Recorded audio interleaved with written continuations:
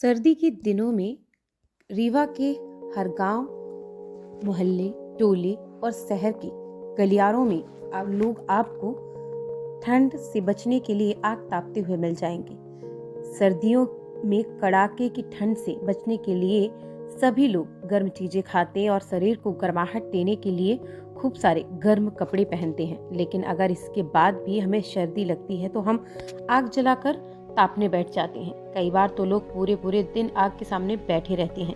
खासकर गांवों के क्षेत्र में आपको ये चीजें ज्यादा मिल जाएंगी। सर्दियों में तो कई लोगों को आग तापने की आदत ही पड़ जाती है, लेकिन क्या आप जानते हैं कि आग तापने से आप जितनी गर्माहट महसूस करते हैं उतना ही यह शरीर के लिए नुकसानदायक भी हो सकता है। अगर आपको भी ठंड के दिनों में लंबे समय तक बैठकर आग तापने की आदत पड़ रही है तो हो सकता है कि ये आपके स्वास्थ्य के लिए हानिकारक हो सकता है और उससे आपको कई सारे नुकसान भी हो सकते हैं।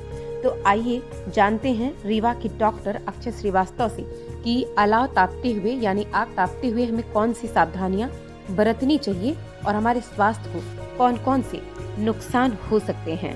डॉक्टर अक्षय श्रीवास्तव बताते हैं कि स्किन से जुड़ी परेशानियां आपको हो सकती हैं अगर आप सर्दियों में ज़्यादा देर तक आग तापने बैठते हैं। सर्दियों में ठंड के कारण स्किन ड्राई होना आम बात है, लेकिन अगर आप लंबे समय तक आग के सामने बैठते हैं तो इससे भी आपको त्वचा में जलन, स्किन का फटना, एक्जिमा और सोरायसिस जैसी परेशानियों का सामना करना पड़ सकता है।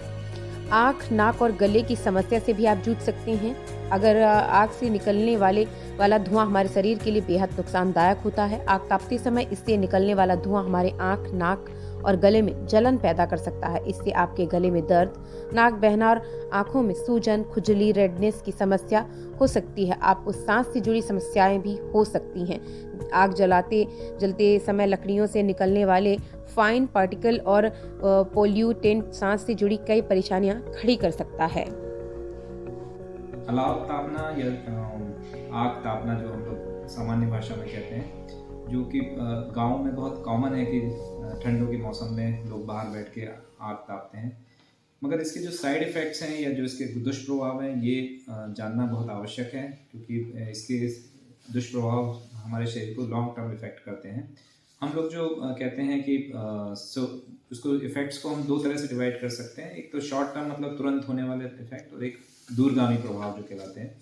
शॉर्ट टर्म इफेक्ट में जैसे कि धूप, जब अपन आग जलाए हुए हैं तो उसकी जो गर्मी होती है उससे हीट स्ट्रोक की संभावना बनती है। जैसे जैसे अगर शरीर का टेम्परेचर बहुत ज़्यादा बढ़ जाता है, तो जैसा धूप में होता है कि टेम्परेचर बहुत बढ़ने से डिहाइड्रेशन होने की वजह से आदमी बेहोश भी हो सकता है, उसी तरह अलाव के सामने बैठे रहने से बहुत समय तक ये समस्या हो सकती है।